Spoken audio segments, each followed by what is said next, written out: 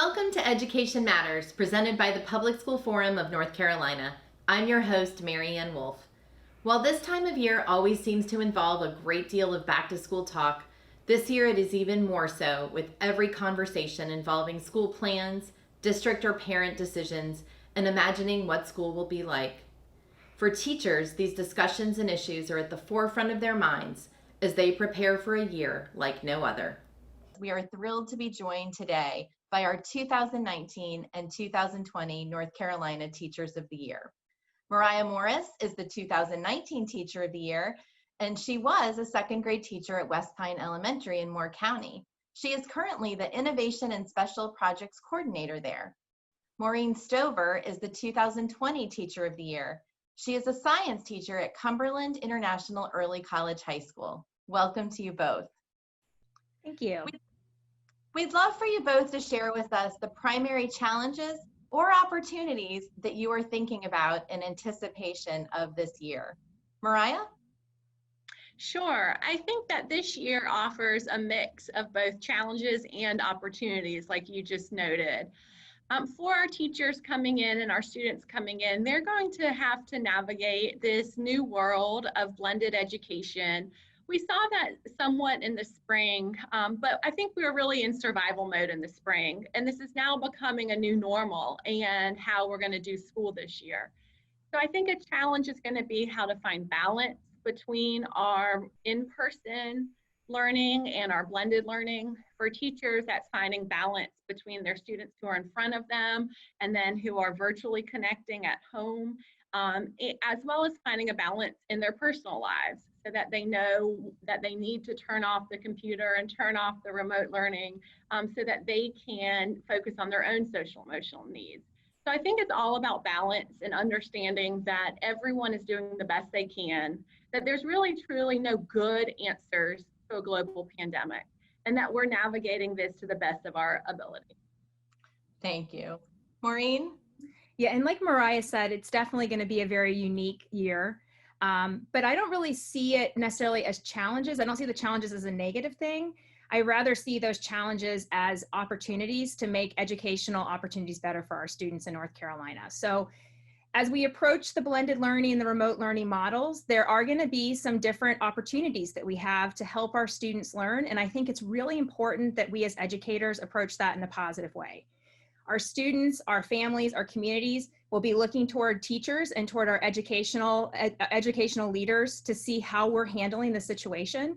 And when we show them that we're excited about it, that we see great opportunities, and that we can't wait to educate our children, then they're going to follow suit, and they're also going to see it in a positive way. So I think it's a real opportunity for teachers to demonstrate how much we care about students, how much we care about education, and how much we care about our kids.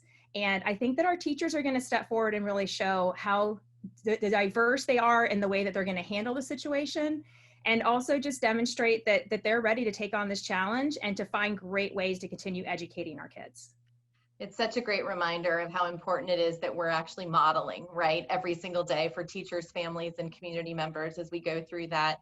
I wonder, Maureen, if you could share some specific examples about how the work that you're doing to meet the needs of students and others will do is similar as before, but also perhaps some unique ways that you're working to meet the needs of your students.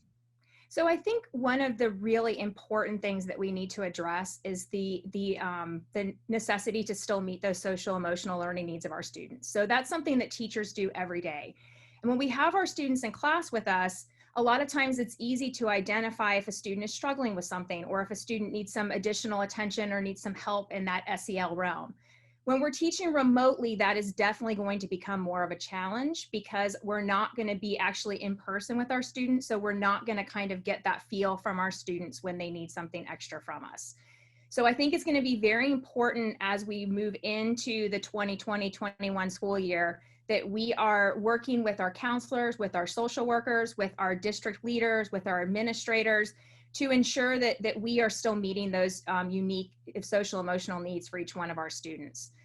So some of the things that I did in the spring to help make sure I was meeting those social emotional needs is that I set aside time in every one of my lessons for the kids just to talk. So they were able to share successes, they were able to share concerns, they were able to share worries. I could be there to congratulate them when they had something really awesome they did. I could also be there to kind of help them navigate some of those more difficult questions that came up, like, what does it mean when somebody in my apartment complex tested positive for COVID-19? Am I, because the kids were scared when they heard that, or what does it mean that that we're not going to come back to school in the fall? How is that going to look? And teachers can be there to help their students navigate through those different questions. So I think it's going to be very important that teachers kind of think ahead of time of ways that they can embed those different strategies that they can use to meet those social emotional learning needs of their students. Thank you.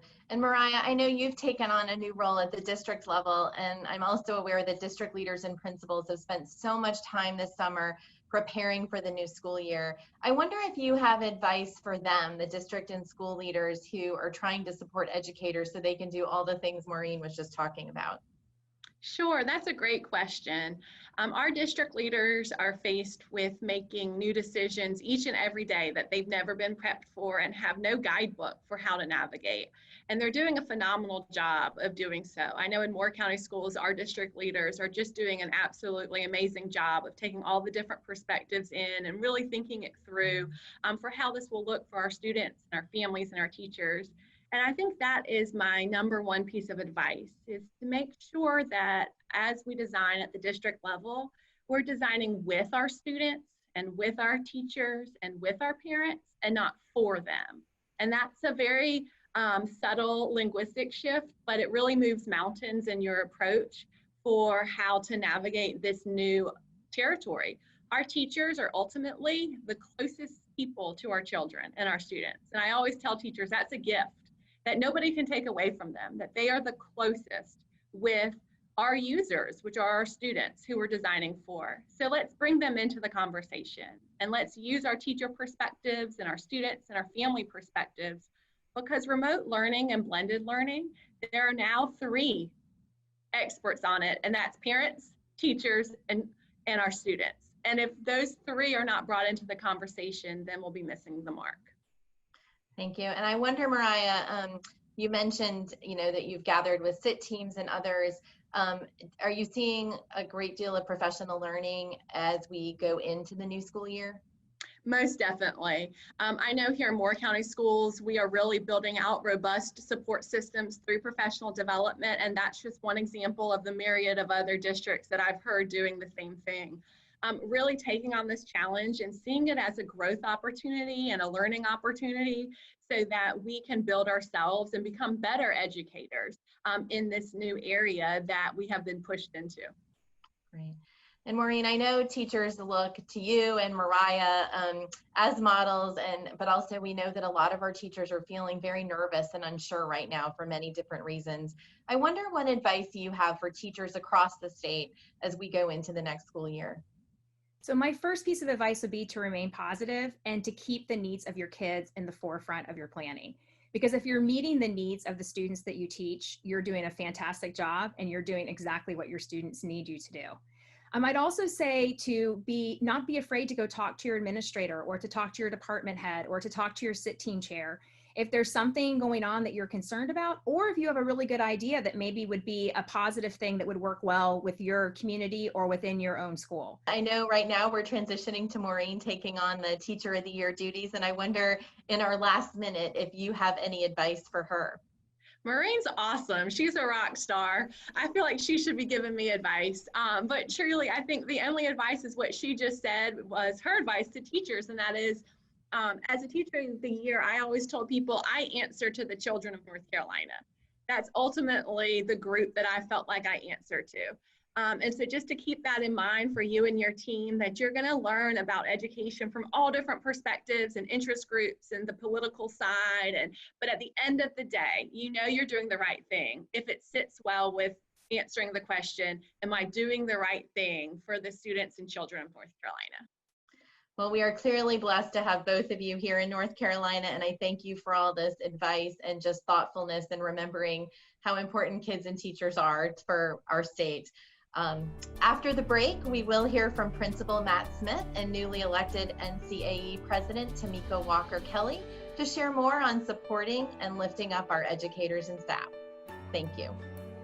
Education Matters is brought to you each week in part by Town Bank, serving others, enriching lives.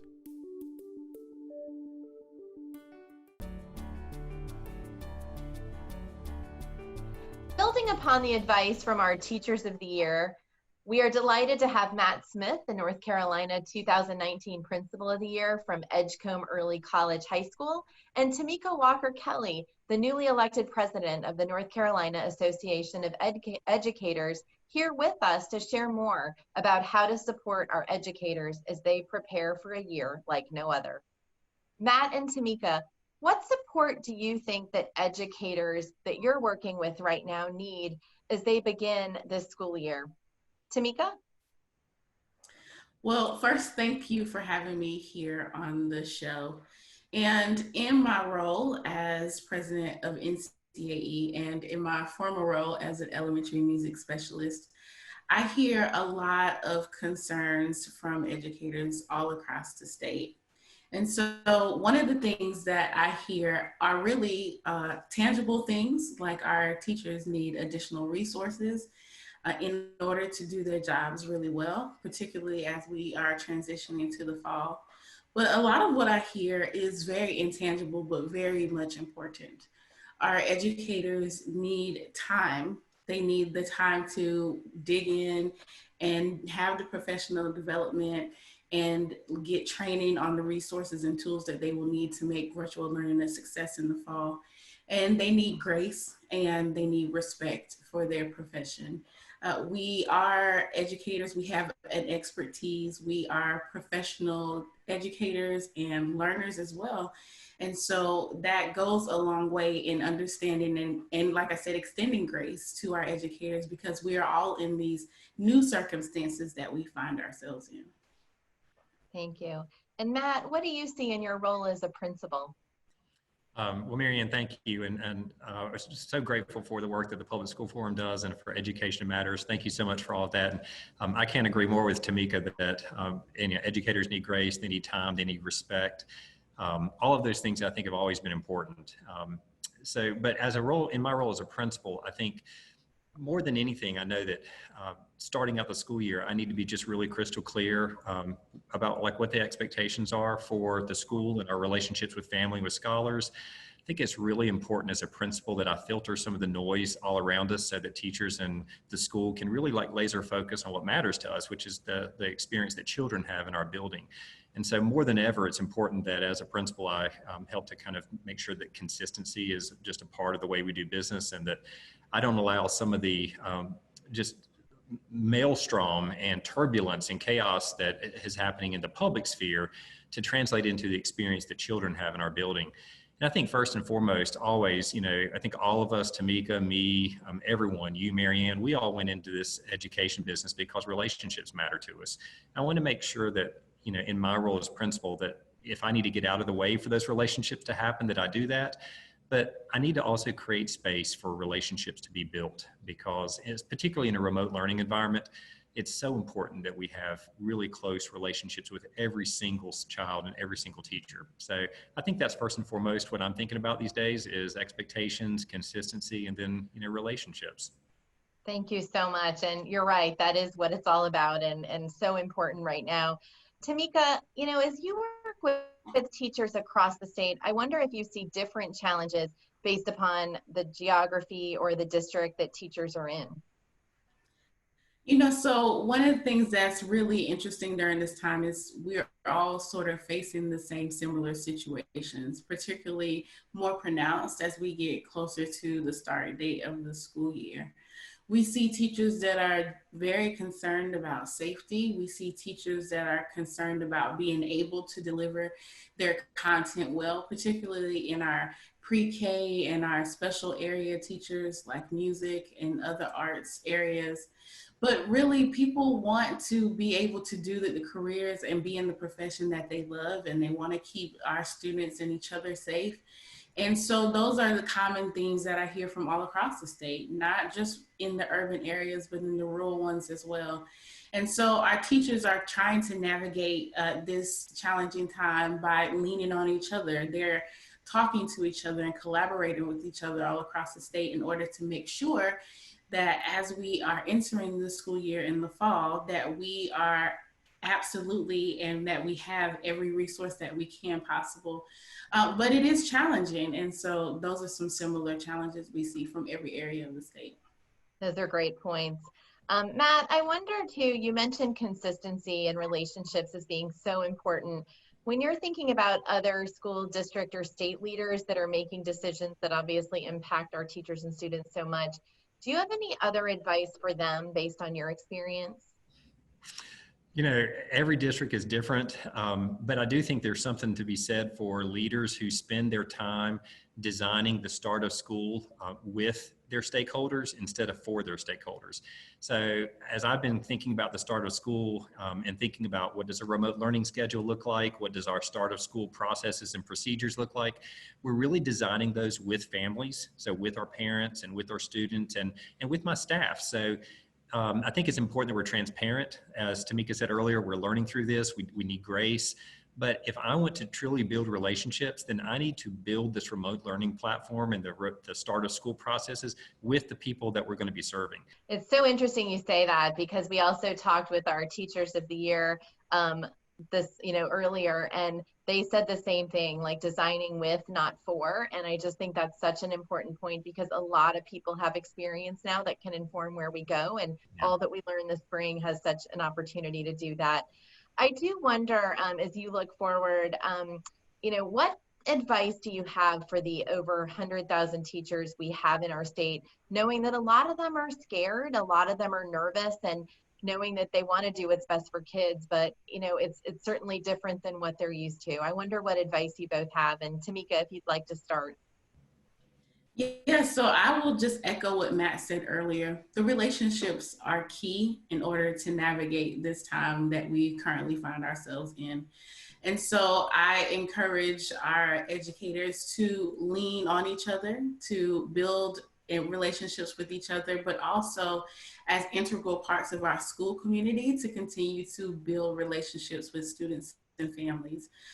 Those relationships are the key, and they anchor us in this work, and they help us retain our focus on what is truly important. And that means that making sure that every child who comes to a public school has a high quality public school education. And so that is the advice that I give our educators, is that, we have the ability and we have the power and the expertise to change our current conditions and to build the public schools that our students deserve. And Matt, I wonder if I can put a little twist on your question. I wonder if you can also talk about advice for families as we round out, as well as teachers, because I think our families are also trying to figure out how to support teachers while also trying to figure out what's best for their kids and how to navigate these waters too. Yeah, sure. And I just have to say, you see why Tamika Kelly's NCAE president, because she has that voice of authenticity. She speaks to conditions on the ground. And so I'm grateful for that.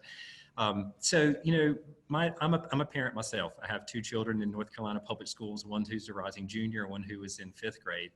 And I think it's important for parents to know, and for teachers and educators to know, that these children have been witness over the last few months to all of the public discussions about how we reopen schools.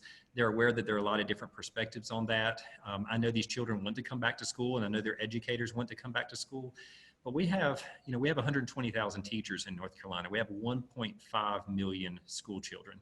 And those children are counting on us to see them as individuals, to meet their individual needs, to inspire them, to lead them, to teach them.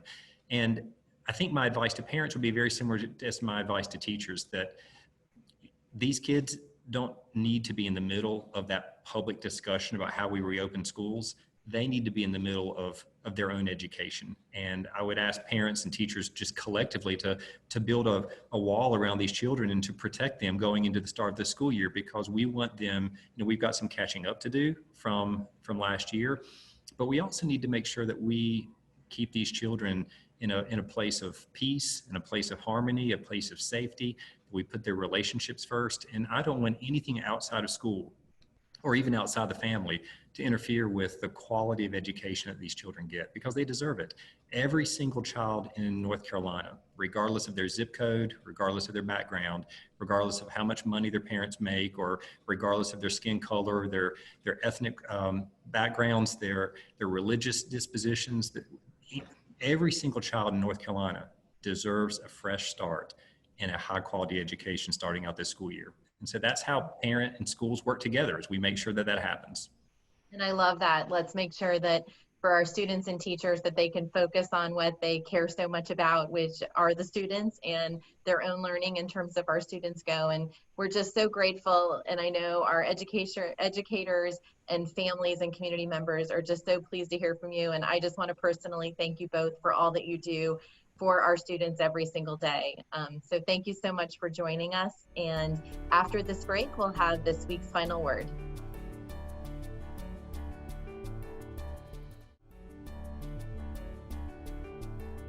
I don't know anyone who goes into teaching who doesn't start out wanting to make a difference for kids.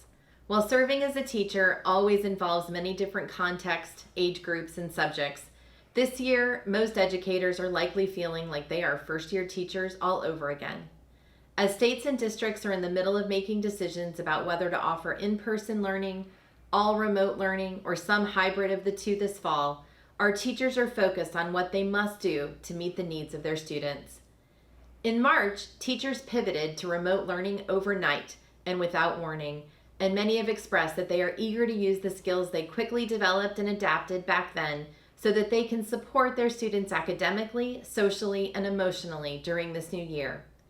But in order for our educators, and by extension our students, to be successful, there are several challenges we must address in order to lift up and support our educators at a time when they need us perhaps more than ever before. First, we must develop and share with our educators and families the metrics by which we make decisions for transitioning from one school reopening plan to another.